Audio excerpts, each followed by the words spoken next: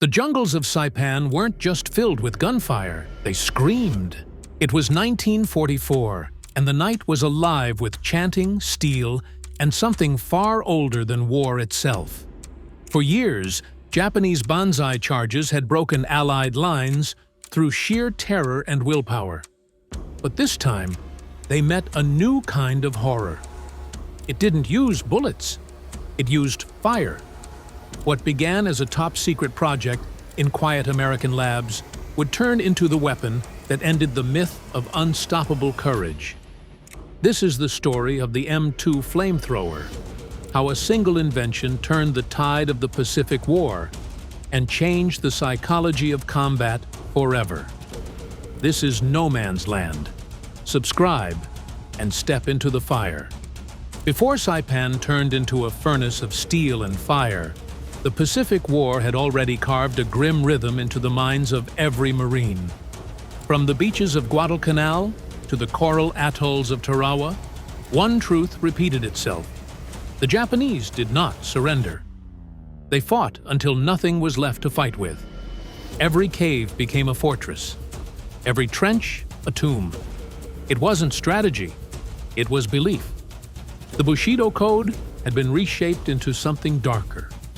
A creed that glorified death in service of the emperor and condemned surrender as eternal shame.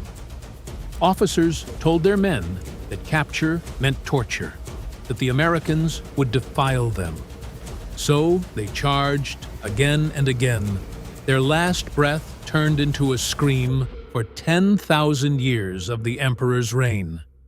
These Banzai charges were more than physical attacks. They were weapons of terror. They struck not just flesh, but nerves. Waves of screaming soldiers stormed through gunfire, their faces lit by explosions, their resolve unbroken even as they fell. Some carried rifles, others only swords or grenades strapped to their chests. It was chaos that dared the human mind to stay calm, and many young Marines couldn't. Some froze, others fired blindly. It didn't matter how many Japanese soldiers were killed. The momentum of the charge often shattered the line before it reached them. Commanders studied the pattern with growing dread. Conventional weapons, rifles, mortars, even artillery could kill the men, but they couldn't stop the madness behind them. Every island campaign felt like déjà vu, an endless cycle of blood and courage that no amount of bullets could erase. The Americans had technology. The Japanese had conviction. But conviction, as they would learn, can only survive until it meets something more terrifying than itself. By 1944, U.S. command knew the cycle had to end. They didn't need a new gun. They needed a new kind of fear. The solution to breaking the unstoppable charge didn't come from the front lines. It came from the laboratories, where engineers studied not courage, but chemistry. The U.S. military had seen flamethrowers before. The Germans had used them during World War I, crude devices that hurled burning fuel across trenches, but were just as dangerous to the men who carried them. They sputtered, leaked, and exploded if hit. Yet the idea lingered. Fire was absolute. Fire consumed everything, left no cover, no second chances. By the early years of World War II, America's scientists revisited that ancient weapon with a modern twist. How to make it portable, reliable, and deadly enough to change the course of jungle warfare. In makeshift workshops scattered across the Pacific, they began crafting something new. The M2 Flamethrower, officially known as the M2-2. It wasn't elegant. It was heavy, brutal, and simple.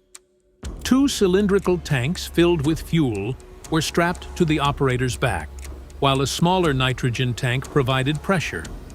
A hose connected to a handheld wand that could project fire farther than anyone thought possible, about 30 yards. The fuel itself was gasoline thickened with a new compound called napalm, a sticky, burning gel that clung to anything it touched, and refused to go out. When the trigger was squeezed, compressed nitrogen forced the napalm through the nozzle where a small ignition flame turned it into a jet of liquid fire. Fully loaded, the M2 weighed around 70 pounds and could sustain about 7 seconds of continuous flame. 7 seconds! That was all it took to turn a jungle ridge into an inferno. The weapon wasn't built for beauty or comfort. It was built for results. Marines who first saw it didn't realize they were holding a device that would redefine warfare. It wasn't just a weapon. It was portable fear, ready to be unleashed in a world where courage alone was no longer enough to survive. Every Marine who strapped on an M2 Flamethrower knew what it meant. The moment that bulky twin tank settled onto your back, you became the first target on the battlefield. The enemy didn't need to see your face. The silhouette of those cylinders was enough. Snipers were trained to find it, to aim for the tanks, and to turn you into a living explosion. The weight alone, nearly 70 pounds, dragged at your spine and slowed your every step. Each movement clanked and hissed with the sound of valves and pressure. It wasn't just a weapon. It was a burden that demanded both courage and precision, because one mistake could ignite everything behind you. Training was intense and unforgiving. Marines learned to work in pairs, the flamethrower operator and his protector, a rifleman whose job was to guard him at all costs. In practice fields across the Pacific, they rehearsed the same deadly dance: advance, crouch, fire, retreat. Timing was survival. If the operator lost balance or twisted the hose too sharply, he risked rupturing a line. A single tracer round could pierce the tank and turn the operator into a fireball.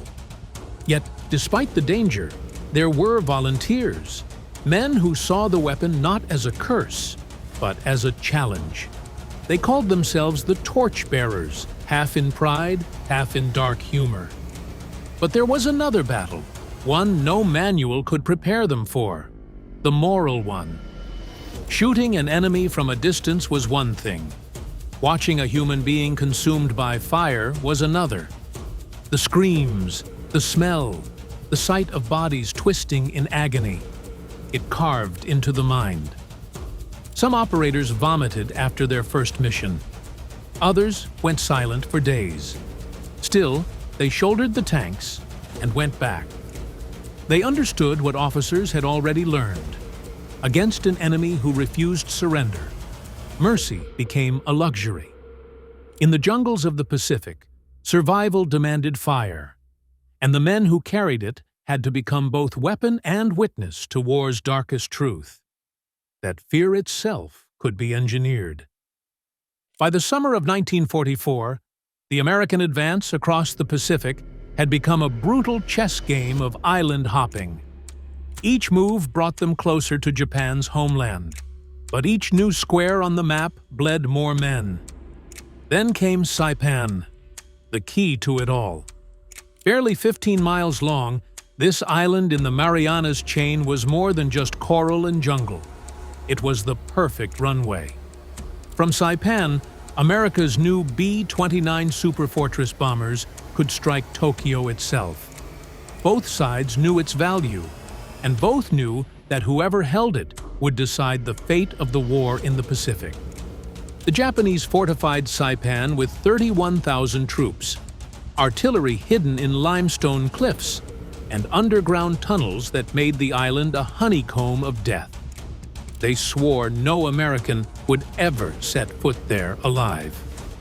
On June 15, 1944, 8,000 U.S. Marines hit the beaches in the first wave. Within minutes, the sea turned red. Artillery rained down from the ridges. Machine guns scythed through the surf. Still, they advanced, inch by inch, building shallow foxholes under fire. By nightfall, the Marines had carved out a fragile line on the beach. But as dusk settled over the island, Japanese commanders prepared a counterattack unlike anything the Marines had faced before. They gathered their wounded, distributed sake, sharpened bayonets, and gave one final order: die with honor for the Emperor. Every surviving soldier on Saipan, from veteran officer to teenage recruit, would take part in one last all-out Banzai charge. The Marines heard it before they saw it, a deep chant rolling through the jungle, swelling like thunder. Then came the glint of bayonets under flares. Thousands of silhouettes surged forward in unison, screaming 10,000 years as they crashed against the American lines. This was no tactic. It was ritual suicide, human waves hurling themselves at machine guns and mortars. But among the Marines that night were new figures crouched behind the ridges, their tanks gleaming in the moonlight. The M2 Flamethrower had arrived in battle, and the jungle was about to burn. Just after midnight on July 7, 1944, the largest Banzai charge of the entire Pacific War erupted across the ridges of Saipan. Nearly 3,000 Japanese soldiers stormed through the jungle, drunk on adrenaline and sake, screaming the Emperor's name as they charged into a wall of American fire. From the darkness, flares burst overhead, turning the jungle into a surreal daylight of smoke and motion. Marines in foxholes gripped their rifles as the sound of thousands of boots closed in, followed by the metallic hiss of blades and the guttural roar of voices, too many to count. Then came a sound no one had heard before, a violent hiss, like a giant serpent exhaling. From the Marine lines, jets of liquid fire arced into the night. The first flamethrower operator to open up was a 19-year-old private from Ohio. He'd never used the weapon in combat before. When he squeezed the trigger, pressurized nitrogen forced the thick napalm through the nozzle and out into the charging mass. The jungle lit up instantly. Flames clung to uniforms, trees, and flesh alike, spreading faster than the eye could follow. The charge that had terrified American soldiers for years suddenly faltered in chaos. Screams of Banzai turned into screams of agony. Napalm didn't just burn. It stuck. It coated everything it touched, turning the air itself into a weapon.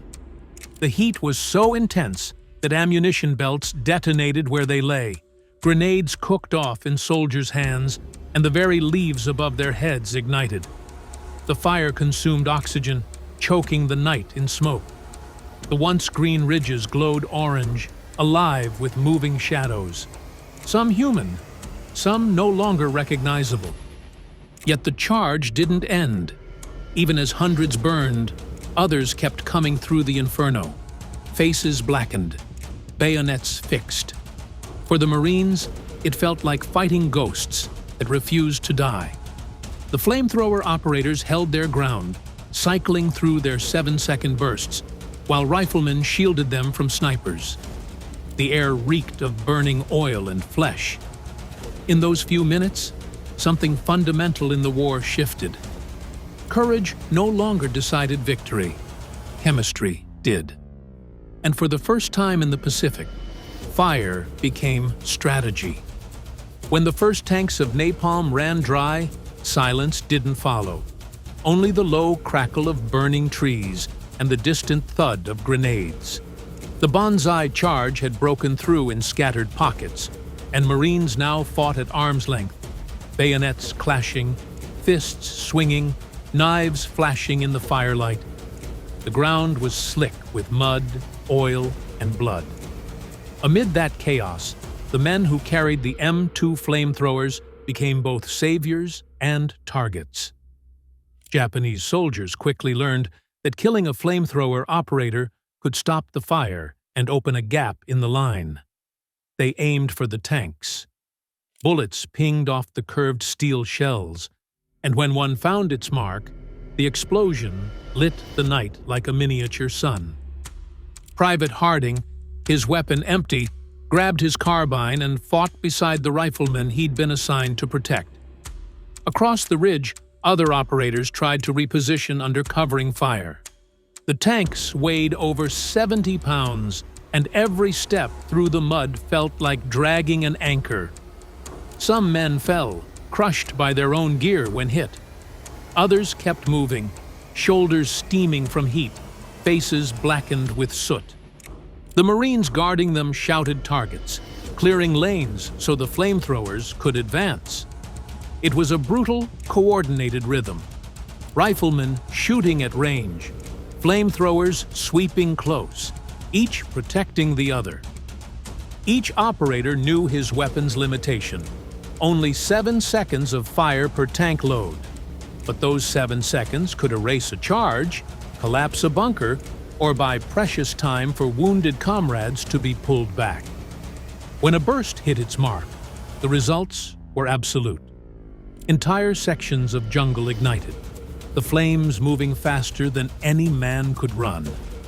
What made it more terrifying was the silence afterward. No gunfire, no movement, only the faint roar of flames eating through vegetation and flesh. By dawn, the jungle around Saipan looked like the surface of another planet. Charred trees jutted like black fingers from smoldering soil. Bodies, friend and foe alike, lay twisted among the ash. The M2 Flamethrower had done its job. The largest Banzai charge in history was over, and the era of mass suicide attacks had burned away with it. By sunrise on July 7, 1944, the battlefield was unrecognizable. The air still shimmered with heat, smoke drifted low across the ridges, and the stench of burned oil and flesh hung heavy enough to taste. Thousands of Japanese soldiers lay dead, their once unbreakable charge reduced to ash and silence. More than 2,500 had been killed in just a few hours. The Marines, though battered and sleepless, had held the line, and in doing so, they had witnessed something far larger than a single victory. The myth of the unstoppable Banzai charge had been broken, not by courage, but by chemistry. The flamethrowers' 7-second bursts had done more than clear jungle. They had changed psychology. For years, Japanese soldiers had fought with an almost spiritual invincibility, believing that death in battle meant eternal honor. But fire rewrote that belief. It was the one force they could neither fight nor endure. It consumed honor, erased courage, and denied the dignity of dying with a sword in hand. Captured documents later revealed that Japanese troops feared flamethrowers more than tanks, mortars, or machine guns. One officer wrote, "The fire weapon is not of this world." For the Marines, though, victory came with a cost. The men who carried the M2 weren't celebrated heroes. They were haunted ones. Many refused to speak about what they'd done. Burning men alive, even enemies, left marks that no medal could hide. Veterans later admitted that the sound of igniting fuel haunted their dreams for decades. Yet in the cold arithmetic of war, the weapon had worked. Each cave cleared by fire meant dozens of Marines spared from crawling inside with grenades.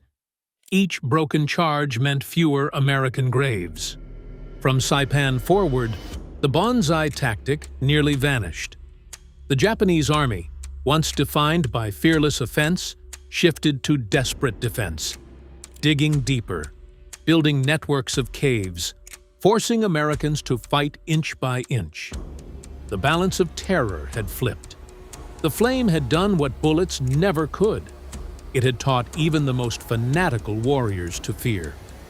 After Saipan, the lessons spread faster than the flames that had scorched its jungles. What began as an improvised weapon carried by a few Marines soon became an essential tool of the U.S. military machine. The M2 Flamethrower evolved from a defensive device into the backbone of America's island-by-island advance. By the time the Marines landed on Iwo Jima in February 1945, every division had dedicated flamethrower platoons. They trained day and night to clear caves, tunnels, and pillboxes that artillery couldn't reach. On volcanic terrain where even tanks struggled to climb, these men became the point of the spear, walking into darkness with nothing but a tank of napalm and 7 seconds of hell. Iwo Jima was a fortress built into the earth itself. Beneath the black sand beaches and jagged ridges, the Japanese had carved more than 10 miles of tunnels, bunkers, and chambers stocked with ammunition and food. They had no plans to retreat. Their orders were simple: fight until death. Take as many Americans with them as possible. Machine guns and grenades couldn't reach them in their caves. Artillery only sealed the entrances. The solution once again came down to fire. Flamethrower teams advanced in pairs, crawling under fire to the mouths of caves. Riflemen and demolition experts flanked them, laying suppressive fire while the operators braced their tanks and aimed. The first burst filled the cave with a roar that drowned out everything: wind, gunfire, even thought. The flames raced inward, devouring oxygen and coating rock walls with burning napalm. The temperature inside those tunnels climbed past 2,000 degrees. Within seconds, defenders either fled screaming into machine gun fire or suffocated where they stood. It was not just destruction, it was total erasure. One Marine described it years later: "You didn't just kill them. You erased the air they breathed." The statement was cold, but accurate. Flamethrowers didn't just win battles, they changed the nature of them. But the cost to the men who wielded the fire was immense. Flamethrower operators had a life expectancy measured in minutes once the assault began. Japanese snipers learned to target the tanks first, and a single hit could incinerate an entire squad. The operators knew it, yet still stepped forward. They fought in teams of 2, one man carrying, one protecting. Many times, the protector died first. Those who survived often came back with burns of their own. Their gear melted, their eyes blackened by soot. At Okinawa, the final and bloodiest battle of the Pacific, the flamethrower became the weapon of choice. Japanese troops had abandoned the idea of open battle entirely. They dug deep into the limestone hills, creating labyrinths of death. The Marines responded with methodical fury. Each cave was cleared systematically. Grenades first, flame next. Engineers mounted flamethrowers on Sherman tanks, creating mobile infernos that could bathe entire hillsides in fire. It was efficient, it was devastating, and it was horrifying. By mid-1945, the flamethrower had transformed from a tactical weapon into a symbol of American dominance and of the war's growing moral decay. What began as a desperate answer to suicidal charges had become standard procedure. Villages, jungles, and caves all burned the same. Fire became shorthand for victory. Yet, in the aftermath of each battle, as Marines stood over smoldering caves and looked down at what they'd done, a question lingered. How much of their own humanity had they burned away with it? Commanders justified the weapon with numbers: fewer Marine deaths, faster victories, shorter battles.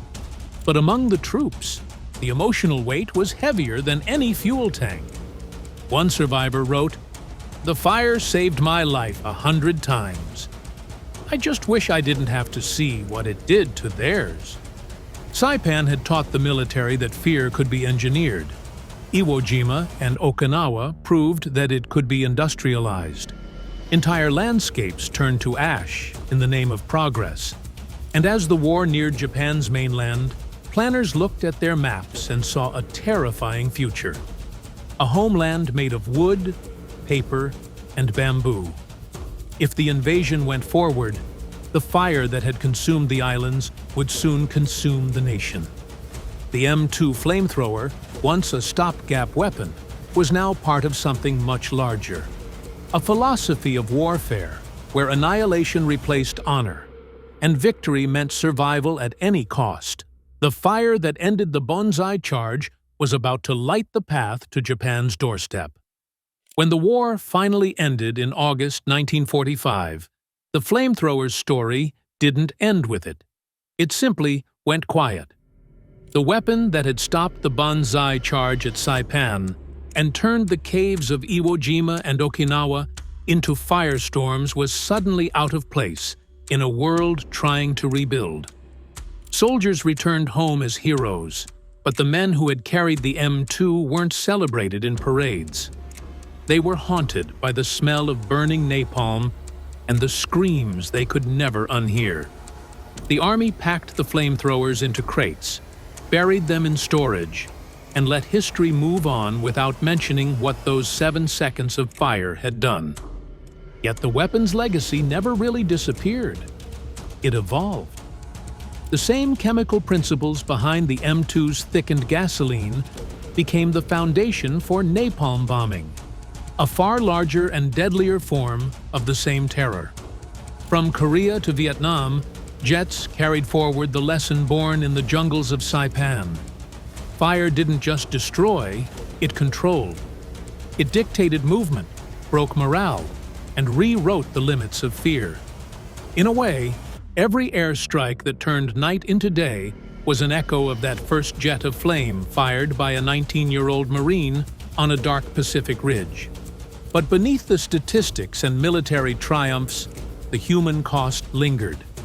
Japanese survivors who had lived through flamethrower attacks spoke of the weapon not with hatred, but with a kind of horrified awe. One veteran said, "It made us understand that the gods had left us." The traditional Bushido belief in honor through death had no defense against a weapon that reduced men to ash before they could even fight. For Americans, too, the moral wound ran deep. Many operators confessed decades later that they had never spoken of their actions, not even to their families. They'd been trained to survive, not to process the things survival required. In the post-war years, as Japan rebuilt and America turned to the atomic age, the flamethrower faded from memory, overshadowed by the bomb that ended everything in a single flash. Yet in a dark, poetic way, the M2 had foreshadowed Hiroshima. Both were born from the same idea, that total destruction could save lives by ending war faster. Both proved that once fire becomes strategy, humanity loses something it can't regain. Today, the M2 flamethrower sits in museums, often behind glass, polished and silent. Tourists see a relic. Historians see innovation. But those who truly understand its story see something else, a mirror held up to mankind's capacity for both invention and horror. The weapon that stopped the charge also burned away the illusions of noble warfare. It forced the world to confront a new kind of truth, that victory and morality rarely share the same battlefield. On the blackened ridges of Saipan, rusted tanks still lie half-buried in the soil. The jungle has grown back, covering the scars, but dig deep enough, and the ground still smells faintly of fuel. The war may have ended, but the question it asked has never cooled. When survival demands fire, how much of your soul do you burn with it? If this story moved you, subscribe to No Man's Land to keep history's forgotten truths alive. Because behind every weapon, every victory, and every number, there's a story the world tried to forget, and someone who never could.